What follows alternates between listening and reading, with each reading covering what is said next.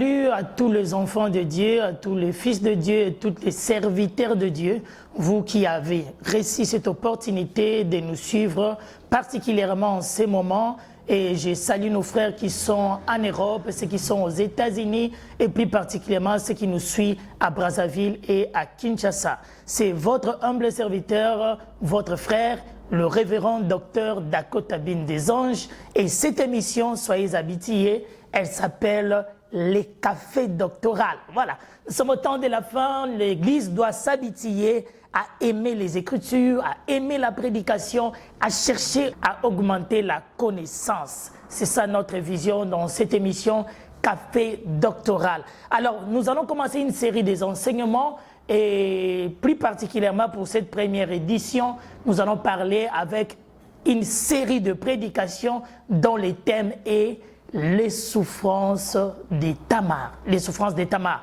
Et pourquoi les souffrances de Tamar? Nous allons bientôt les comprendre. J'aimerais à ce que nous puissions lire les Écritures. Là, je suis dans le livre de Genèse, chapitre 38. Je prends à partir du verset 6e. Juda prit pour Er, son premier-né, une femme nommée Tamar. Et premier-né de Juda était méchant aux yeux de l'Éternel, et l'Éternel le fit mourir. Alors Juda dit à Onan, va vers la femme de ton frère, prends-la comme beau-frère et suscite une postérité à ton frère. Onan, sachant que cette postérité ne serait pas à lui, s'essuyait à terre lorsqu'il allait vers la femme de son frère, afin de ne pas donner de postérité à son frère. Cette écriture que nous venons de lire nous raconte l'histoire des enfants de Juda. Alors j'aimerais un peu faire marche en arrière. Lorsque vous regardez l'histoire de Jacob avec ses 12 enfants, la Bible nous relate comment Joseph a été haï par ses frères et en finalité, il a été vendu en Égypte comme esclave.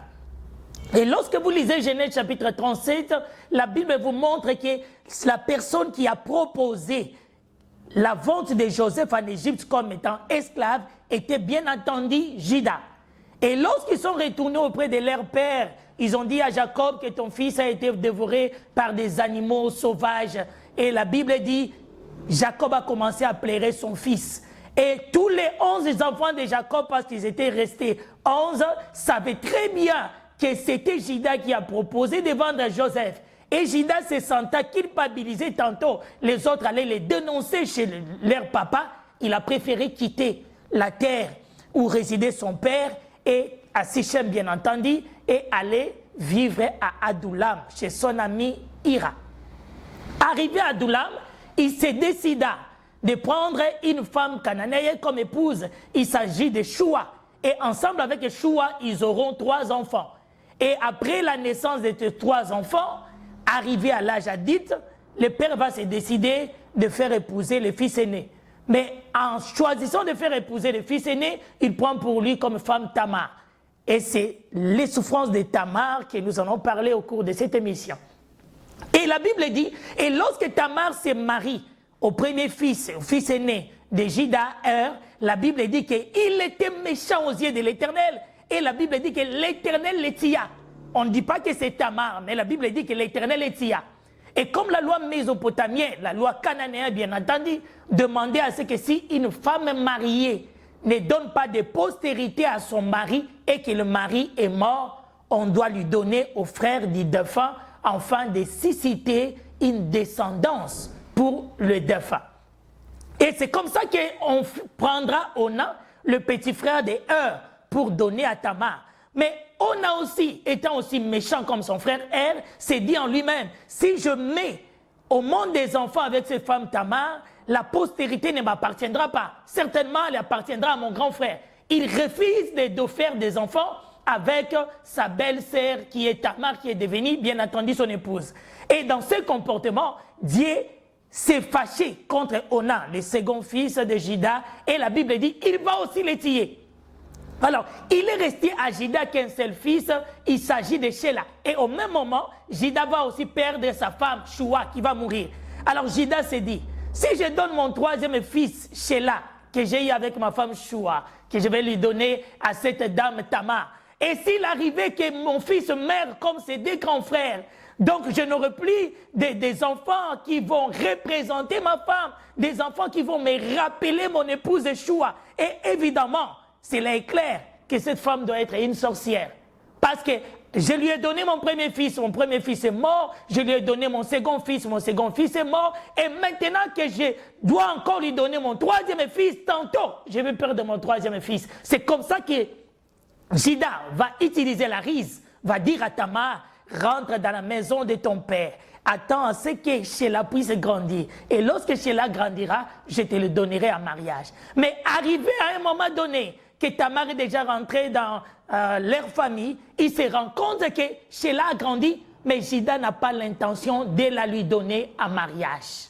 Double piège. Et lorsque nous regardons l'histoire de la vie de Tamar, une fille porteuse des promesses de Dieu, une fille détentée de promesses et de Tout-Puissant, sa vie devait être en rose. Imaginez les filles cananéennes de cette époque. Nous sommes déjà dans les années 1800 avant Jésus. La Bible dit pendant cette période, les filles se marient à 18 ans, à 16 ans, voire même à 15 ans. Imaginez que Tamar est arrivée dans la maison de son mari à l'âge de 18 ans et que son mari est mort une année après et que son petit frère Ona qui va les remplacer va mourir aussi une année après et que Tamar devient veuve pour la seconde fois, plus ou moins à l'âge de 20 ans ou à l'âge de 21 ans et qu'on lui refuse maintenant de lui donner Sheila. Elle a double piège et elle a double condamnation. La première condamnation, Tamar est condamnée à vivre toute sa vie dans le veuvage. Pourquoi? Parce que du fait qu'on ne le donnera pas en mariage à Sheila, qui est le troisième fils de Juda, et autant plus qu'il ne saura pas aussi se marier avec un mari d'une autre famille, d'une autre tribu, d'une autre nationalité, et elle sera condamnée durant toute sa vie à vivre dans le veuvage. Imaginez la souffrance de Tamar. On va lui priver de ne pas se marier avec Sheila et de l'autre côté, on va aussi la priver de ne pas prendre un mari d'une autre tribu, d'un autre peuple, d'une autre famille. Et quel sera le sort de Tamar? Elle sera obligée de vivre toute sa vie dans le veuvage ou dans la maison de son père. Et la loi cananéenne disait aussi, tant qu'une personne de la famille de ton défunt mari n'est pas venue pour te racheter ou bien pour t'épouser, tu resteras avec les habits de veuvage jusqu'à la mort. Donc, elle a commencé le veuvage plus ou moins, si nous estimons, à l'âge de 21 à 22 ans, elle devait mourir avec les habits de veuvage. Elle n'a pas le droit de porter des habits comme nous aujourd'hui. Elle n'a pas le droit de faire des shopping, acheter des vêtements, parce qu'elle doit porter des vêtements de veuvage jusqu'à sa mort. Et de l'autre côté aussi, comme on ne va pas la donner Sheila, et qu'elle n'est pas aussi permis de prendre un mari d'une autre famille, c'est qu'elle n'aura pas aussi des enfants. Donc elle est condamnée, pas seulement au veuvage, mais elle est aussi condamnée à ne pas voir des enfants et à ne pas porter des enfants. Regarde cette femme heureuse, Tamar, qui signifie la beauté dans la langue israélite. Regarde sa souffrance. Elle a été veuve pour la première fois pour Hur. Elle est devenue veuve pour la deuxième fois avec Ona. Et maintenant, on va la priver même du mariage. On va la priver même d'avoir des enfants. On va la condamner à porter des habits de femmes veuves durant toute sa vie. Et au-delà de tout ça, elle doit vivre dans la maison de son père. Quelle souffrance. Mais lorsque nous sondons les Écritures, nous trouvons que Tamar n'avait pas tort. La Bible dit que c'est l'Éternel qui l'a tué. Et la Bible dit le second mari, Ona, c'était aussi l'Éternel qui a tué. Aux yeux de Juda, Tamar est une mauvaise femme, une femme qui tue ses maris. C'est que nous sommes en train de vivre une situation où Tamar est condamnée injustement alors qu'elle était innocente. Combien de personnes aujourd'hui dans le monde souffrent de l'injustice? Combien de personnes aujourd'hui dans le monde subissent des situations dont ils ne sont pas auteurs, mais que le monde les a condamnés? Nous avons aujourd'hui des gens qui sont chassés du mariage, accusés d'une impudicité imaginaire. Il y a des gens qui sont chassés du boulot simplement parce qu'ils n'ont même pas volé, des vols imaginaires. On a des gens qu'on a ravis des parcelles d'une manière injuste. Et nous sommes en face de personnes chaque jour de notre vie qui vivent la situation de Tamar, des condamnations injustes.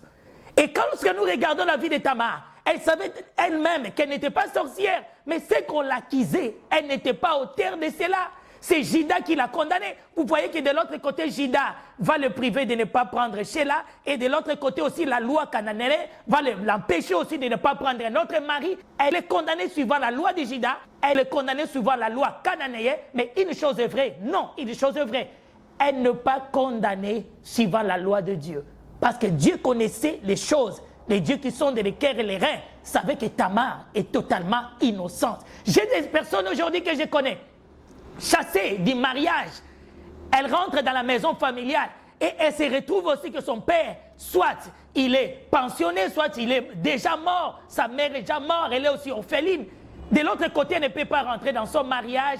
De l'autre côté aussi, elle n'a pas quelqu'un pour les soutenir. Il y a des personnes aujourd'hui qui sont chassées de leur boulot, de leur travail. Mais de l'autre côté, il est aussi malade, incapable de travailler. Nous avons des enfants qui ont perdu leurs parents. De l'autre côté, il a perdu les parents. De l'autre côté aussi, la famille de son père et de sa mère ne veut pas prendre les soins de ses études. Nous avons double piège. Mais qu'à cela ne tienne, il y a toujours des pistes et des solutions devant tout problème qui se pose devant un enfant de Dieu. Et que Tamar, devant cette situation, imaginez sa souffrance. Elle ne pouvait même pas cacher son état de veuvage parce qu'elle devait porter les habits de veuve partout où elle marchait. Dans le marché, aller puiser de l'eau, aller regarder un membre de la famille. Et si nous allons même plus loin, il était interdit à une femme veuve de faire certains travaux, d'aller à certains endroits dans des fêtes.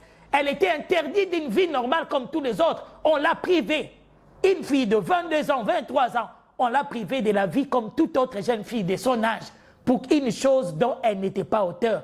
Mais le Seigneur Régis, le Seigneur savait que cette fille, Tamar, est innocente par rapport à tout ce qu'on est en train de l'accuser. Voilà pourquoi le Seigneur qui s'est justifié, ceux qui sont innocents, à la fin de cette histoire, le Seigneur justifiera Tamar. J'aimerais dire à une Tamar qui est en train de me suivre maintenant, même un Tamar, parce que ce message concerne aussi les papas qui sont en train de me suivre maintenant, que quelle que soit la situation d'injustice que tu es en train de vivre, quelle que soit la condamnation par rapport aux lois familiales, aux lois des hommes dont vous êtes en train de subir, mais tout en sachant que vous êtes innocent, sache une chose, qu'il n'est pas encore impossible de trouver la solution. Ta stérilité, ta souffrance, ta pauvreté, oui, ce sont la situation que les hommes t'ont imposée injustement. Mais il y a un Dieu dans les ciels qui est juste, qui connaît ton innocence, qui connaît ta façon de marcher, il te justifiera. Mais la porte de sortie, simplement, le Seigneur Jésus a dit, ces genres de démons, ces genres de situations,